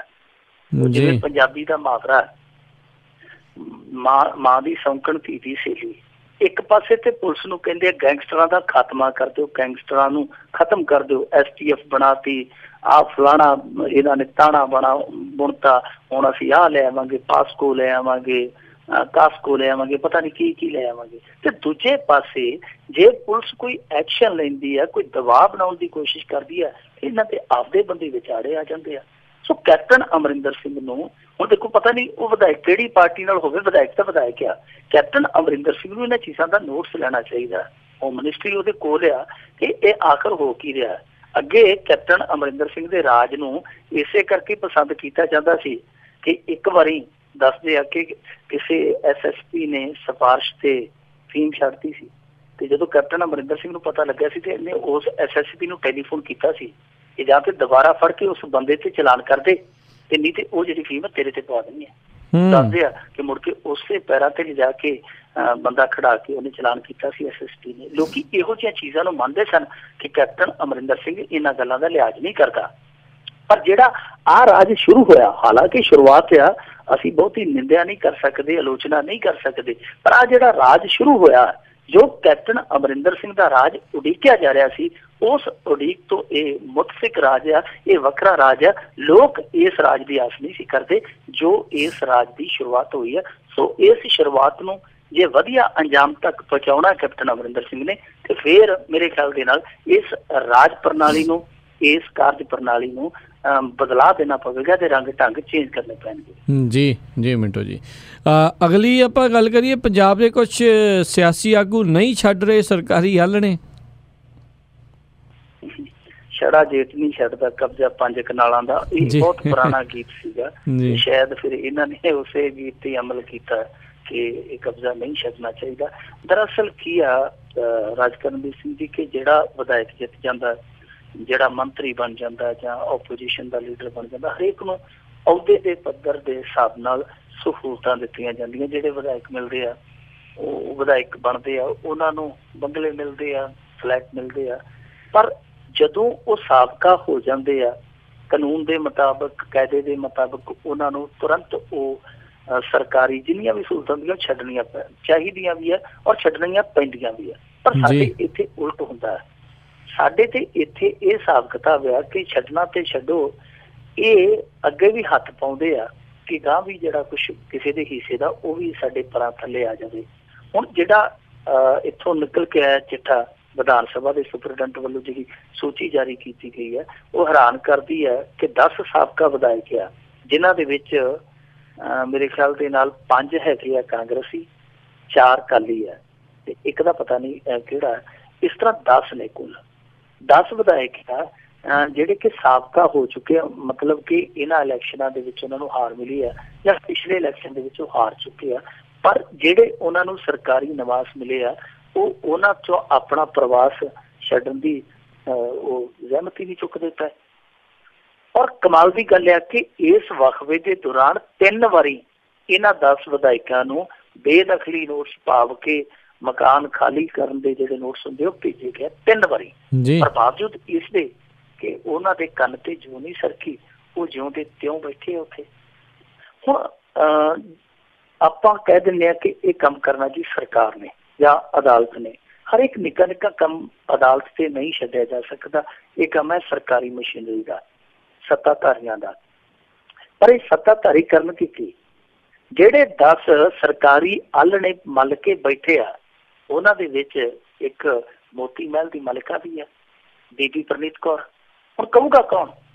ਬੀਬੀ ਪ੍ਰਨੀਤ ਕੌਰ ਤੇ ਖੁਦ ਇਸ ਫਹਿਰਿਸਤ ਦੇ ਵਿੱਚ ਸ਼ਾਮਲ ਆ ਜਿਹੜੇ ਕਿ ਸਰਕਾਰੀ ਨਿਵਾਸ ਨਹੀਂ ਛੱਡਦੇ ਪਏ। 2 ਵਿਧਾਇਕਾਂ ਬਾਰੇ ਤੇ ਇੱਥੋਂ ਤੱਕ ਸੁਣਨ ਨੂੰ ਮਿਲਦਾ ਪਿਆ ਰਾਜਕਰਮਵੀਰ ਸਿੰਘ ਜੀ ਕਿ ਉਹਨਾਂ ਨੇ ਜਿਹੜੇ ਇਹ ਸਰਕਾਰੀ ਨਿਵਾਸ ਮਿਲੇ ਸੀ ਉਹਨਾਂ ਲਈ ਉਹਨਾਂ ਨੇ ਗਾਂਹ ਦਿੱਤੇ ਹੋਏ ਆ, ਕਿਸੇ ਨੇ ਪਤਾ ਨਹੀਂ ਰੈਂਟ ਤੇ ਦਿੱਤੇ ਆ ਜਾਂ ਵੰਗਾਰ 'ਚ ਦਿੱਤੇ ਆ ਕਿ ਚਲੋ ਕੋਈ ਗੱਲ ਨਹੀਂ ਜੀ ਸਾਡੇ ਸਿਰ ਤੇ ਤੁਸੀਂ 4 ਦਿਨ ਮੌਜਾਂ ਲੈ ਲਓ। ਸੋ ਇਹ ਜਿਹੜੇ ਇਸ ਤਰ੍ਹਾਂ ਦੇ ਕਾਲੇ ਮਾਲੇ ਚੱਲਦੇ ਪਏ ਆ ਇਹ ਤੁਰੰਤ ਪ੍ਰਭਾਵ ਦੇ ਨਾਲ ਰੁਕਣੇ ਚਾਹੀਦੇ ਆ। ਪਰ ਅਫਸੋਸ ਦੀ ਗੱਲ ਆ ਇਕੱਲਾ ਪੰਜਾਬ ਹੀ ਨਹੀਂ, ਹੋਰ ਵੀ ਬਹੁਤ ਸਾਰੇ ਸੂਬੇ ਆ, ਇੱਥੋਂ ਤੱਕ ਕਿ ਦਿੱਲੀ ਦੇ ਵਿੱਚ ਵੀ ਇਹੋ ਹੀ ਜੁਗਤਬੰਦੀ ਇਹੋ ਜੁਗਾੜਬੰਦੀ ਚੱਲਦੀ ਆ ਕਿ ਜਿਹੜਾ ਇੱਕ ਵਾਰੀ ਬਹਿ ਜਾਂਦਾ ਫਿਰ ਉੱਥੋਂ ਉੱਠਣ ਦਾ ਨਾਂ ਨਹੀਂ ਲੈਂਦਾ। ਪਰ ਮੇਰੇ ਖਿਆਲ ਦੇ ਨਾਲ ਇੰਨੇ ਵਕਫੇ ਦੇ ਦੌਰਾਨ ਇੰਨੇ ਬੇਦਖਲੀ ਨੋਟਿਸ ਦੇਣ ਦੀ ਜ਼ਰੂਰਤ ਨਹੀਂ। ਇਹਨਾਂ ਨੂੰ 72 ਘੰਟੇ ਦਾ ਅਲਟੀਮੇਟਮ ਦੇਣਾ ਚਾਹੀਦਾ ਕਿ ਸੱਜਣੋਂ ਚੱਕ ਕੇ ਸਮਾਨ ਬਾਹਰ ਹੋ ਜਾਓ, ਜੇ ਨਹੀਂ ਤੇ ਫਿਰ ਉਹ ਥਾਣੇਦਾਰ ਵਾਲਾ ਹੀ ਕੰਮ ਕਰਨਾ ਚਾਹੀਦਾ। ਟਰਾਲੀਆਂ 'ਚ ਭਰ ਕੇ ਸਮਾਨ ਇਹਨਾਂ ਦੇ ਪਿੰਡ ਛੱਡ ਕੇ ਆ ਜਾਣ ਤੇ ਨਾਲ ਉੱਥੇ ਬਿੱਲ ਦੇ ਆਉਣ ਕਿ ਭਾਈ ਆਹ ਜਿਹੜਾ ਅਸੀਂ ਟਰਾਂਸਪੋਰਟ ਦਾ ਤੁਹਾਡੇ ਤੋਂ ਬਿੱਲ ਵਸੂਲ ਕਰਨਾ, ਜੇ ਤੁਹਾਡੇ ਕੋਲ ਨਹੀਂ ਤੇ ਤਾਂ ਵੀ ਕੋਈ ਗੱਲ ਨਹੀਂ, ਕੋਈ ਚੱਕਰ ਨਹੀਂ, ਜਿਹੜਾ ਤੁਹਾਨੂੰ ਤਨਖਾਹ ਪਤਾ ਮਿਲਣਾ ਅਸੀਂ ਉਹਦੇ ਚੋਂ ਕਾਟ ਕਰ ਲਾਂਗੇ। ਜੀ ਜੀ ਜੀ ਜੀ। ਤੇ ਮਿੱਟੂ ਜੀ ਜਾਂਦੇ ਜਾਂਦੇ ਇੱਕ ਆਪਾਂ ਗੱਲ ਕਰ ਲਈਏ। ਇੱਕ ਸੰਤ ਦਾ ਕਹਿੰਦੇ ਦਾਵਾ ਆ ਵੀ ਸੰਸਕ੍ਰਿਤ ਬੋਲਣ ਦੇ ਨਾਲ ਸ਼ੂਗਰ ਹੀ ਨਹੀਂ ਹੁੰਦੀ। ਇਹ ਸੰਤ ਜੀ ਨੇ, ਪਰਮਾਨੰਦ ਜੀ ਆ, ਇਹਨਾਂ ਨੇ ਕੋਈ ਸ਼ੋਧ ਕੀਤੀ ਹੋਣੀ ਹੈ, ਕੋਈ ਪਤਾ ਨਹੀਂ ਹੁਣ ਕਿਹੜੀ ਲੈਬੋਰਟਰੀ ਦੇ ਵਿੱਚ ਇਹੋ ਜਿਹੀਆਂ ਖੋਜਾਂ ਹੁੰਦੀਆਂ, ਮੈਨੂੰ ਤੇ ਪਤਾ ਨਹੀਂ। ਅਸੀਂ ਤੇ ਧਾਰਮਿਕ ਰੁਚੀ ਵਾਲੇ ਬੰਦੇ ਨਹੀਂ, ਪਰ ਇਹ ਪਤਾ ਨਹੀਂ ਕਿਹੜੀ ਪ੍ਰਯੋਗਸ਼ਾਲਾ ਜਿੱਥੇ ਇਹ ਨਵੇਂ ਪ੍ਰਯੋਗ ਹੁੰਦੇ ਆ ਔਰ ਇਨਕਲਾਬੀ ਯੁੱਗ ਪਲਟਾਊ ਇਸ ਤਰ੍ਹਾਂ ਦੇ ਨਤੀਜੇ ਦਿੱਤੇ ਜਾਂਦੇ ਆ, ਇਹੋ ਜਿਹੇ ਜਿਹੜੇ ਪ੍ਰਯੋਗ ਕੀਤੇ ਜਾਂਦੇ ਉਹਨਾਂ ਦੇ।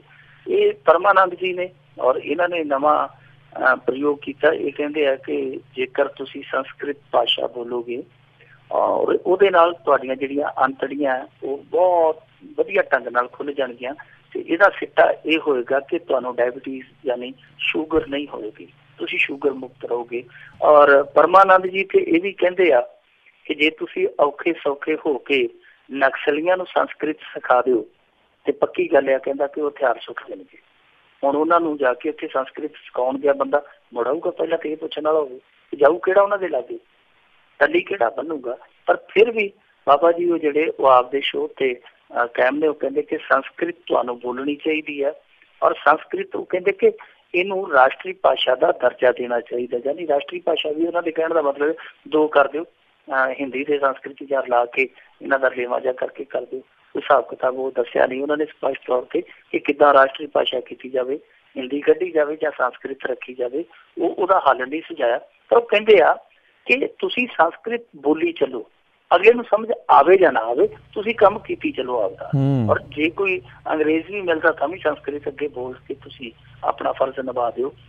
ਹੁਣ ਇਸ ਪਰਮਾਨੰਦ ਜੀ ਦਾ ਸ਼ੋਧ ਦਾ ਪਤਾ ਨਹੀਂ ਕੀ ਨਤੀਜਾ ਨਿਕਲੂਗਾ, ਪਰ ਮੈਂ ਸੋਚਦਾ ਸੀ ਜੇ 5-6 ਇਸ ਤਰ੍ਹਾਂ ਦੇ ਸ਼ੋਧਕਾਰ ਹੋਰ ਨਿਕਲ ਆਏ ਜਿਨ੍ਹਾਂ ਨੇ ਕਹਿਤਾ ਜੀ ਕਿ ਇਹਦੇ ਨਾਲ ਦਮਾ ਨਹੀਂ ਹੁੰਦਾ, ਜੇ ਆਹ ਬੋਲੀ ਬੋਲੋਗੇ ਇਹਦੇ ਨਾਲ ਹਾਰਟ ਅਟੈਕ ਨਹੀਂ ਹੁੰਦਾ, ਤੇ ਉਹਦਾ ਕੋਈ ਨਤੀਜਾ ਹੋਰ ਨਿਕਲੇ ਜਾਂ ਨਾ ਨਿਕਲੇ, ਰਾਮਦੇਵ ਦਾ ਜਿਹੜਾ ਚੂਰਨ ਚਪਾਟੇ ਵਾਲਾ ਕਾਰੋਬਾਰ ਆ ਉਹਦਾ ਪੱਠਾ ਬਹਿ ਜਾਣਾ ਕਿਉਂਕਿ ਲੋਕੀ ਉਧਰ ਨੂੰ ਹੋ ਤੁਰਨਗੇ।